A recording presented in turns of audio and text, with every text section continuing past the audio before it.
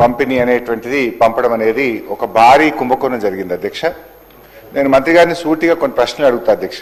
ఇప్పుడు వారు ఇచ్చిన సమాధానాల్లో కూడా కొంత సత్యదూరమైనటువంటి విషయాలు, అర్ధ సత్యాలను, సమాచారాన్ని కొంత ఆపి కొంతవరకు మాత్రం చెప్పి కొంత చెప్పకుండా దాచిపెట్టే ప్రయత్నం చేశారు అధ్యక్ష.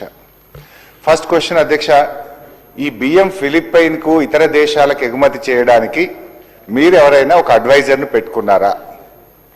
ఆ అడ్వైజర్ పేరు ప్రేమ్చంద్ గార్గ్ అధ్యక్ష. వీళ్ళు పెట్టుకున్న అడ్వైజర్ అధ్యక్ష, ఆయన ఘరానా మోసగాడు. సిబిఐ, ఈడీ కేసుల్లో ఇప్పటికే అరెస్ట్ అయి జైలుకు పోయి వచ్చినటువంటి వ్యక్తి, అనేక ఈడీ, సిబిఐ కేసులు ఎదుర్కొంటున్నటువంటి ప్రేమ్చంద్ గార్గ్ను బియ్యం విదేశాలకు ఎగుమతి చేయడానికి మీరు అడ్వైజర్గా పెట్టుకున్నారా?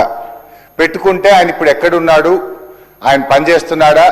మరి ఆయన ఒకవేళ తొలగించారా? ఉన్నాడా? తొలగిస్తే ఎందుకు తొలగించారో సమాధానం చెప్పండి. నంబర్ 1.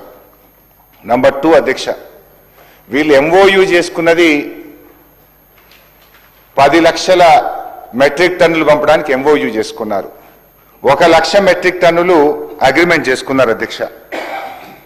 కేంద్ర ప్రభుత్వ సంస్థ అధ్యక్ష, ఐఏఎస్ ఆఫీసర్లు, ఆ సంస్థ జేఎండి, ఎండి గారు రాష్ట్ర ప్రభుత్వానికి లేఖ రాశారా?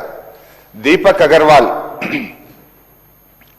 అధ్యక్ష, ఇది నాఫెడ్ జేఎండి గారు రాష్ట్ర ప్రభుత్వానికి లేఖ రాశారు. అదేవిధంగా మరొక లేఖ కూడా నాఫెడ్ ఎండి గారు కూడా రాష్ట్ర ప్రభుత్వానికి లేఖ రాశారు. నేను అడుగుతా ఉన్నా, నాఫెడ్ అనే కేంద్ర ప్రభుత్వ సంస్థ, మేము మీకు కాకినాడ పోర్టుకు బియ్యం రాగానే మీకు వెంటనే డబ్బులు చెల్లిస్తాం, మాకు అవకాశం ఇవ్వండి అంటే కేంద్ర ప్రభుత్వ సంస్థకి ఇవ్వకుండా ఒక ప్రైవేట్ సంస్థకు ఎందుకు ఇచ్చారు? ఈ బియ్యం ఎగుమతి కోసం మీరు ఏమైనా టెండర్లు పిలిచారా? ఎక్స్ప్రెషన్ ఆఫ్ ఇంట్రెస్ట్ పిలిచారా? లేదు, నామినేటెడ్ బేసిస్లో ప్రభుత్వ రంగ సంస్థ అడుగుతుండగా కూడా ప్రభుత్వ రంగ సంస్థకు అవకాశం ఇవ్వకుండా ఆ ప్రైవేట్ సంస్థకు ఎందుకు ఇవ్వవలసి వచ్చిందో మంత్రి గారు సమాధానం చెప్పాలి అధ్యక్ష.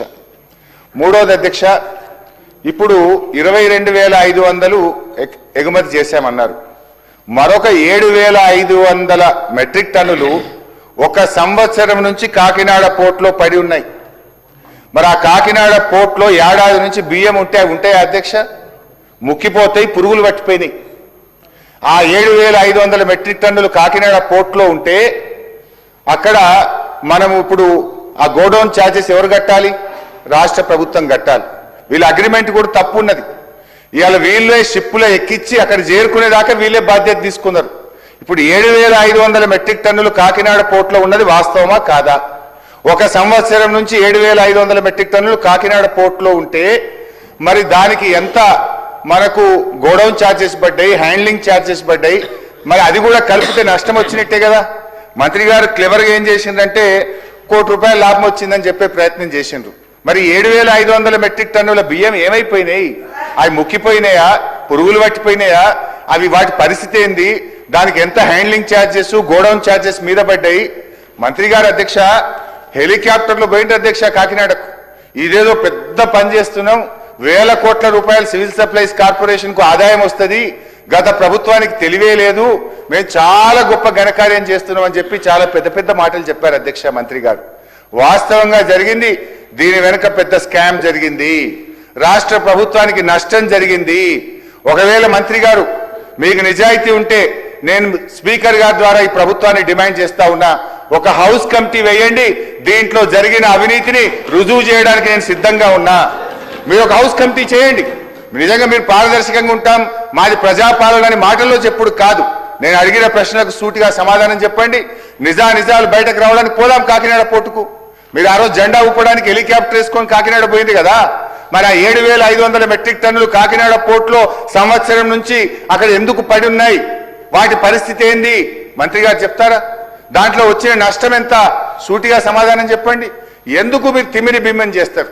ఒక ఘరానా మోసగాడిని ఈడీ, సిబిఐ కేసులో ఉన్నవాడిని రాష్ట్ర ప్రభుత్వం కనీసం చూసుకోకుండా అడ్వైజర్గా ఎట్లా పెట్టింది అధ్యక్ష?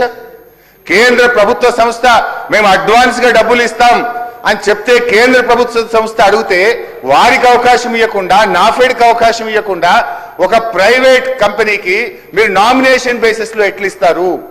How the rules will permit? వీటన్నిటి మీద అన్ని విషయాలు బయటకు రావాలంటే ఒక హౌస్ కమిటీ వేయాలని మీ ద్వారా ప్రభుత్వాన్ని డిమాండ్ చేస్తున్నాను.